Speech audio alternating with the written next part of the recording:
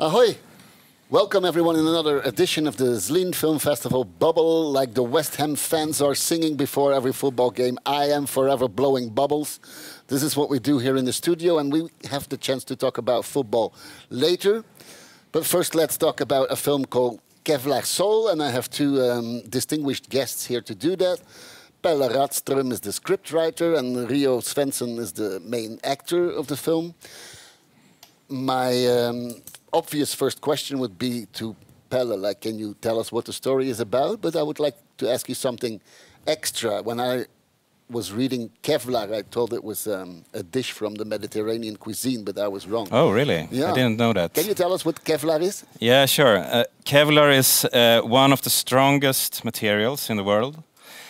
It's used in bulletproof vests, among other things. So the Kevlar in the title, Kevlar Soul, it's a sort of a metaphor for because of all the things that the kids in our film is experiencing. They have to put on some sort of protection to protect their souls. So that's like the main metaphor. And it's actually, the title is from a song by a Swedish rock band called Kent. Mm-hmm. Yeah.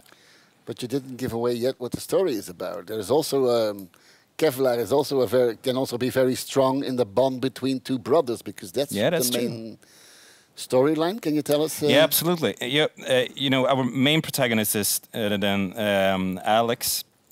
He's 17, and he's sees it as his life purpose to look after his family, his alcoholic father Bo, and his very impulsive younger brother Robin, who is brilliantly played by Rio here. And Alex, he falls in love. And together with this girl that he falls in love with, he starts to enjoy doing these sorts of ordinary teenage things, and then, you know, loses some of the control over, especially Robin. And Robin then goes down on a very destructive path, I would say. Which is what you did. Rio, the first thing that I was, how you were introduced to me was like, yeah, this is Rio, and he's not at all an actor, he's a football guy. Yeah. Is it true? Yeah, I'm more of a football guy. I haven't thought about acting before this, so I'm more into football. And you're still more a football guy. Say no. No, you can say yes. I am. I play football, like, I think, almost. And the team is? The team, I support Manchester United, unfortunately. Were you named after Rio Ferdinand? Yes, that's true. Really? Yeah, I was. But in this film, there's not so much about football going on, but there's another thing that I noticed is brothers. It's about two brothers, and I want to ask you later about the importance of brothers. But first, I want to ask Rio. Brothers can be very physical, both in a constructive or destructive way. You see them supporting each other. You see them hugging each other. The film opens with a very physical scene of you and your brother clinging together in quite tragic circumstances. Yeah. You were very physical. You had to fight. You had to hug. Yeah. How was that? Yeah, it was kind of unusual for me, because I'm not like a pretty physical guy. I'm not a physical guy, so it was a big change for me to use more of that.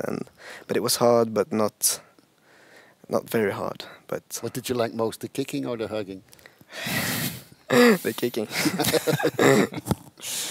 What's the importance of brothers, Pelle? What can they mean to each other?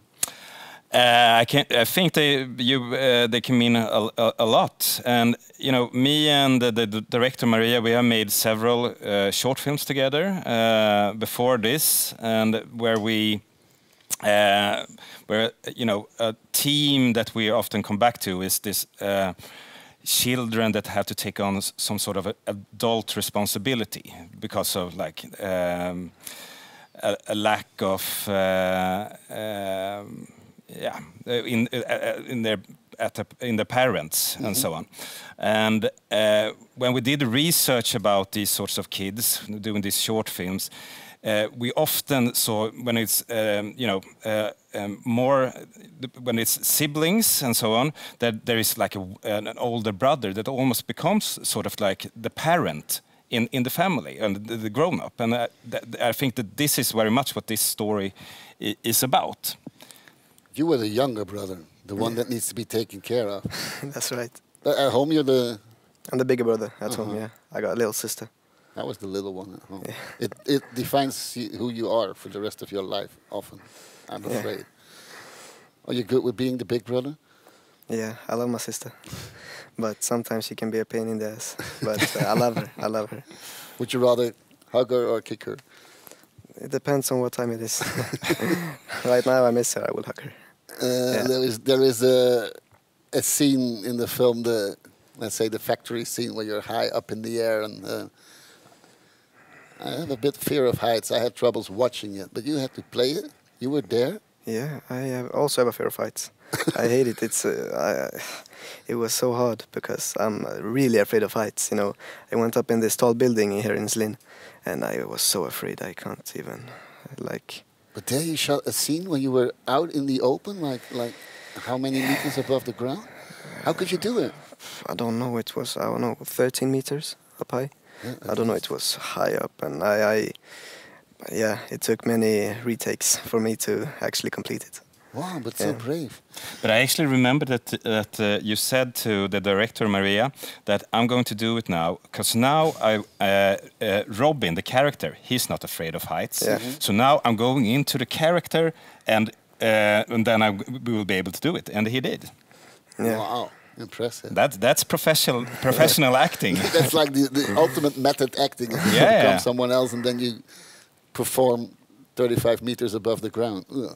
Where is the story set? It's not a big city story. No, it's set in a town called Eskilstuna, which is actually the town where Rio,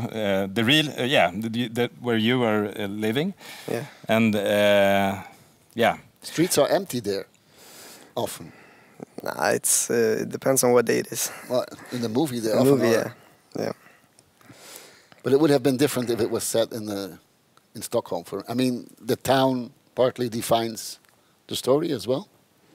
Yeah, we wanted to tell a story about a town where the distance between an upper class neighborhood where the girl that Alex falls in love with, where she lives, is where it's small distances, and and the areas where kids with troubled backgrounds and so on lives, they are close to each other. It becomes sort of a special dynamics in those sorts of town that we wanted to portray. Yeah. The only or the most extreme moments of like typical urban fear are scenes with the dog fights that are pretty shocking. Yeah. Your fear of heights, also fear of dogs? Nah, I like dogs. Yeah? Did you like the scenes? Yeah, they were hard, but it was nice to do it. I love dogs. They were one of them were very nice. The other one was big, and I was pretty afraid of it. But the other one was amazing. I have a last question for the both of you. A question that we ask to everyone coming to this studio, because we're in Slin, world capital of shoes.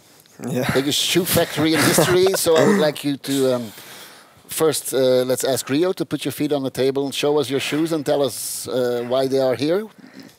They're here because it's standard for me. I have worn Nike Air Force for I don't know how many years. They apply to every single outfit that I have, and I think they're pretty comfortable as well. Okay. Do your shoes come with a special story, Pelle? No, not really. I've just found a pair of sort of shoes that I like, and I, season after season, I buy the same sort of shoes. That's very adventurous. Yeah. Thank you so much. Thank you for bringing your shoes to the studio. Thanks for being here with us in the Slin Film Festival Bubble. And thank you for watching The Bubble, and I hope you come to meet us again with new guests and bubbly, sparkling festival events. Thank you. Ciao. Thank you.